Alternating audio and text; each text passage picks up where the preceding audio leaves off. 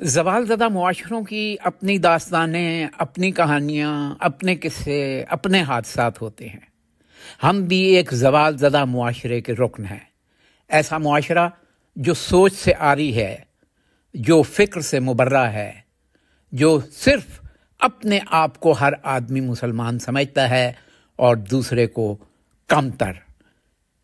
کردار کا حامل دین ایک عمومی رویے کے حساب سے فقط ہونٹوں تک، الفاظ تک محدود ہو کے رہ گیا ہے، عمل سے کوسوں کوسوں کوسوں دور۔ لاہور میں اچھرے کے علاقے میں شہریوں نے عربی کیلی گرافک ڈیزائن پہننے والا لباس ایک خاتون کو جب پہنے دیکھا تو اسے اس قدر ہراساں کیا کہ شاید اگلے لمحے وہ عورت گر کر مر جاتی۔ لوگوں نے اس پر پھپتیاں کسیں، اسے دھمکیاں دیں، اس سے نازیبا زبان استعمال کی اور پھر اسے اس دکان میں بند کر دیا جہاں وہ خریداری کرنے کے لیے آئی تھی۔ تاہم پولیس نے خاتون کو اس مشتعل ہجوم سے بچا لیا۔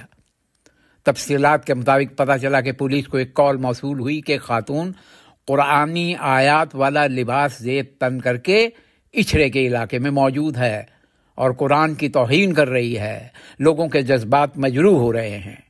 شہریوں کی جانب سے خاتون کو دکان میں بند کر کے احتجاج کیا جا رہا تھا، جس پر ASP گلبرگ محترمہ شہر بانو پولیس کے عملے سمیت وہاں پہنچ گئی۔ پولیس نے خاتون کی جان بچاتے ہوئے انہیں تھانے منتقل کیا تو خاتون نے بتایا کہ یہ ڈیزائن والا ڈریس انہوں نے ایک دکان سے یہیں سے خریدا ہے جس پر کوئی مذہبی الفاظ درج نہیں ہیں، بلکہ یہ عربی ڈیزائن ہے۔ میں بھی جانتا ہوں کہ ایسی عربی ڈیزائن کے لباس عرب ممالک میں، خاص طور پر گلف کے علاقے میں بہت فروخت ہوتے ہیں، بہت پہنے جاتے ہیں۔ IG پنجاب پولیس ڈاکٹر عثمان انور نے کہا ہے کہ ASP شہر بانو نے جرأت اور بہادری کا مظاہرہ کرتے ہوئے خاتون کی جان بچائی ہے اور انہوں نے حکومت سے سفارش کی ہے کہ انہیں قائد اعظم پولیس میڈل سے نوازا جائے۔ ایک اچھی بات ہے، ایک اچھا قدم ہے۔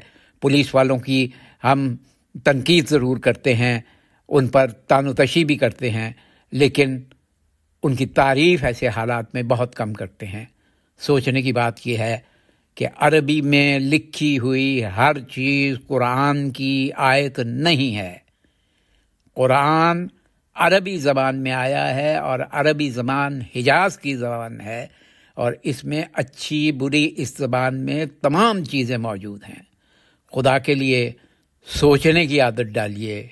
فکر سے معذور معاشرے زوال کی گہری ترین کھائی میں برباد ہو جاتے ہیں۔